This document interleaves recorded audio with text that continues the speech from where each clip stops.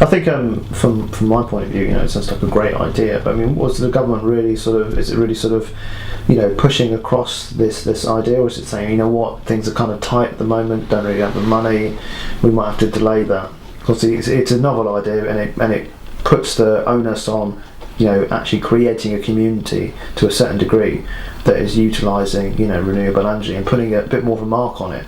So do you think the government's doing enough? Can it really do enough in this type of economic environment? I think it should. I think the government made a big mistake on its plan to cut the feed-in tariffs. Yeah. Because it decided it didn't want to cut the feed-in tariffs before it asked people whether they thought it was a good idea, which breaks all government rules on involving people in decisions. Yeah. So now they've been challenged, and they've been challenged in courts, and they've lost against Greenpeace, who said that actually this is unlawful to bring in this challenge before you've asked people.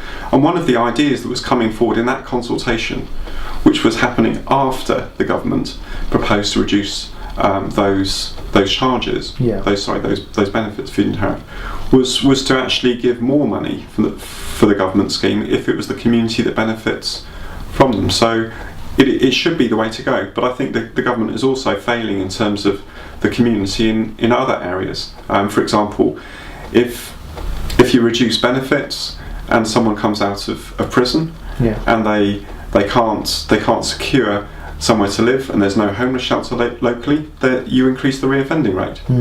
If you increase unemployment without having community centres, and at the same time you reduce the educational support allowance for young people, and at the same time you cut the job centre specialised advice connections for young people, then how are we going to get those young people back into work? And not just think of green initiatives as something on the side, but a way to generate jobs, and a way to kickstart the economy, a way to create opportunities for young people. So I think that the current government has lost a trick by seeing green issues as something on the side to be dealt with one by one. It'll never be the greenest government ever.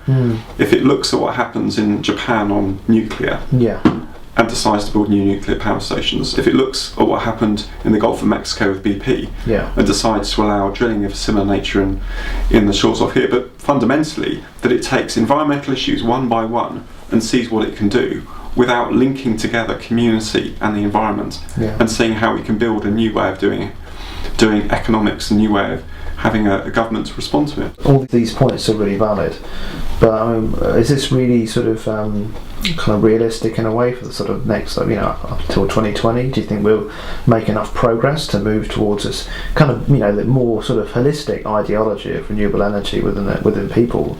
Do you think it just will take much more time? Well, one programme the government currently does have is called local energy assessors. Okay. And their idea is to empower communities in small ways to survey their local areas, to insulate houses, to allow communities to take control. But if that's going to take on, it needs to be much wider than what's currently proposed. All these things, you said, are really kind of relevant. The idea that we really need to sort of build upon, building more of a holistic community that actually, is tied in with renewable energy. But can we really make these sort of successive goals by 2020? I mean, it's been pretty tough, even with the last few years concerning the recession. What do you think about that? I think we need to say that we can and we will, and then work out how on earth we're going to do it. Yeah. Because that's our challenge. If you go back 200 years, if the economy was slightly stuttering at the time when slavery was common, should we say, well, because the economy is suffering a little bit, we should just turn down slavery a little bit, but just continue it and make the ships more hospitable and make the industry slightly better? Or should we still campaign for an end to slavery? Well, they campaigned for an end of slavery 200 years ago. Yeah. And in the form it was then, we won. Yeah. Now, we've got a bigger challenge now. We've got a challenge to start to live within the limits that we've got on this planet, and to deal with climate change, and do it in a way where we all have a future, rather than just a few people here and there. And the question is whether we're going to take that challenge on or whether we're not. And it's not just, I don't think, a challenge for governments and a challenge for a few corporates and a few businessmen sat in offices in cities. It's a challenge for us all, and that means that here in our communities we can take action too.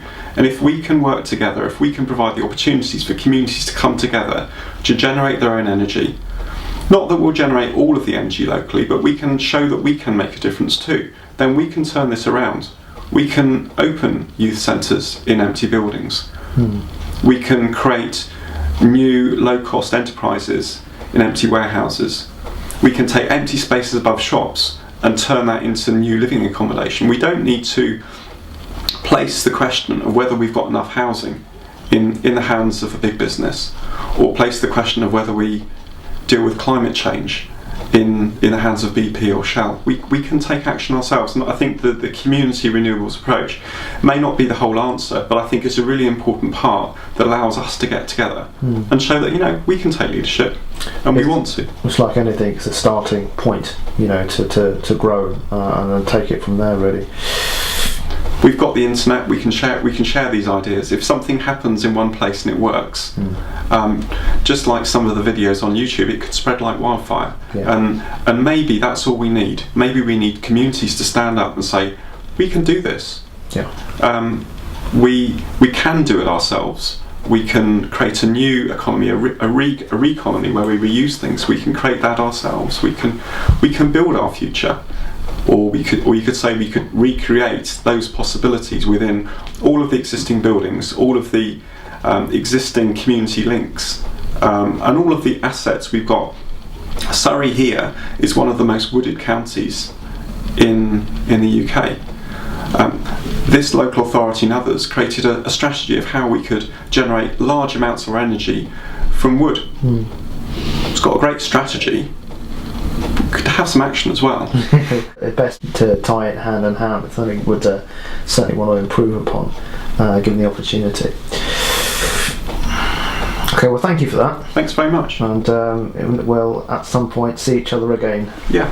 Thank you. Thanks a lot. Cheers. Cheers. Okay, close out time. Okay, community stuff. I think Jonathan raised some interesting points concerning how, I kind of gave the impression that he was saying that there isn't no reason why we should do more, in terms of actually integrating. But do you think the incentives the government are giving people to create their own renewable energy is going to work? Well, the solar thing, obviously people were attracted to it initially because it costs, I think it was originally a few years ago, it was costing $15,000 to put in a solar panel. It's dropped down to 9 or something. So the cost of it, it's slowly going down. Slowly going down, but the reason why that's because of government funding. So when you cut government funding, solar technology installations increase in price, and that's why everyone was grabbing for it now. It was because it was cheaper, and they know obviously the government isn't going to be so generous to these sort of companies that install. So it's not uncapped, is it? Exactly, you know what I mean. They're not sort of, some would argue that they're just writing out free checks, and then just get. That's not going to happen. It's not going to happen, basically. So you're going to see certainly a reduction in because of the budget issue of how much money is going to be, and you will see, if not a rise in the cost of installation of solar technology, certainly a levelling or plateauing effect. Concerning the feed-in tariffs, it is a financial incentive, but that's not enough in this case. To say it's a financial incentive to increase renewable energy within community-related issues is one step of many. The real step to me, certainly, in the past working for local government, is seeing how important the planning stage is when new construction comes round, or whether it's actually integrating some aspects of industrial use into the community. And we were talking about district heating schemes for donkey's years, and yet there are very few examples of whereby you've got the link between other industrial sort of activities in a town and how that energy is then pumped into the local community and how that's used. And I think we really need to work better on planning. The problem is that everyone's making cuts to planning departments around the county. So because they just want to try to get more money in from generic applications, and that's the whole flaw of the system of trying to get renewable energy into the communities, where there's just cutbacks and not enough time for people to think, well, how do we shape the future generation of a particular locality? Maybe it's a case of they have to make these little test projects, these little rural communities that have their own wind farm or that kind of solar panels, and then they, over the years, they measure statistically how much power they make, how much money they save, and then release it into the public and say, look how this community saved money. Well, I mean, the Fintorm example is one of them, but that's like a really special example of like a totally like sustainable community, which is just like unbelievable, because everything's done on like they grow their own food and they've got their own electricity coming in and they have their own sewage, but that doesn't really sort of happen. But I mean, it's a starting point. Ignore Big Ben. Yeah. Big Ben's our friend, but we really want to smash his head in at the moment. That's really violent, actually. Sorry about that. But I mean, so Fintorn is a good example, but it's like an ultra example of what environmental utopia would be.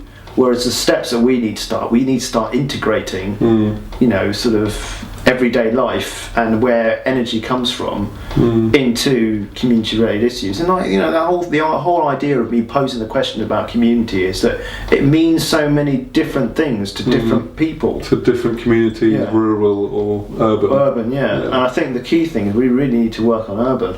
Yeah, urban is more important. Because most people live there, and there's the highest demand. Yeah.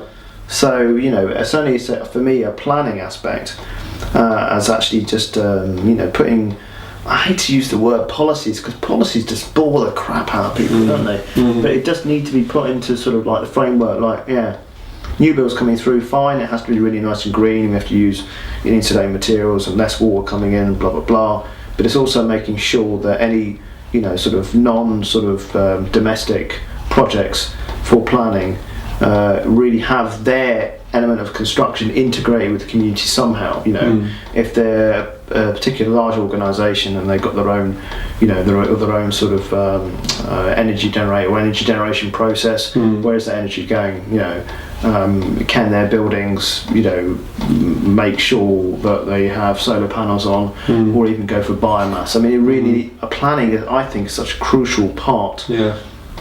Of shaping a community, and the links between just people and their everyday lives in terms of houses, industrial areas if it's applicable, or even business units on parks and stuff, where electricity can be created from a variety of different sources. So for me it's all about planning, really. Yeah, and also about making people think. They shouldn't focus on, will this save me money, but you should actually educate people, not necessarily about education, but make them think, do you care about the earth? Make them question their whole life, really.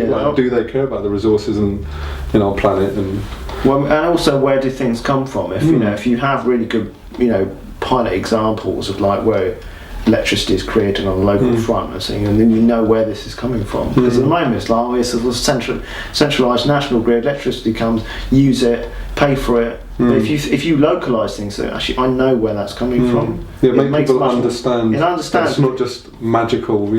And I think again it's all about this sort of like, there's no connection. People always go on about TV as well, kids don't have a connection to nature. Well, it's because they're not allowed out.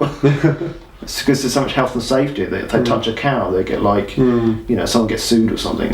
That's a stupid example. But your point is there's just this detachment of what comes in. It's like, here's me by myself. Well, sorry, mate, it doesn't work like that. You are connected to loads of different things. Everyone is, stuck in their boxes, but they need to realise they need to be out the box. Yeah, they're connected to so many other things, and that's the same thing for this whole energy sort of debate and episode, really. So that is what I think. Thanks for your views. Thank you for your views, and thank you for the things views. The inanimate animals. They like to talk, and we like to talk to them. Bye-bye. Bye. Yeah! Yeah!